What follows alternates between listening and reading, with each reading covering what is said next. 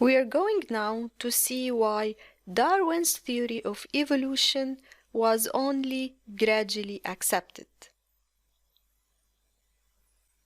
After Darwin's ideas were documented in the book On the Origin of Species, which was published in 1859, the naturalist ideas created controversy in the Victorian society, and that the theory of evolution through the process of natural selection that Darwin suggested was only gradually accepted among the society, and this is because of several reasons. First, the theory of natural selection challenged the idea that God made all animals and plants that live on earth.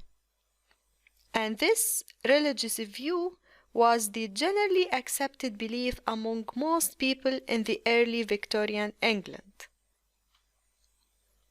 Second, there was insufficient evidence when the theory was published to convince many scientists. And this is why many scientists did not accept Darwin's theory, in spite of all Darwin's efforts and experiments. And finally, the mechanism of inheritance and variation was not known until 50 years after the theory was published. So there was no way to explain how variety and inheritance happened. However, the arguments continued, and it took some time before the majority of scientists accepted Darwin's ideas.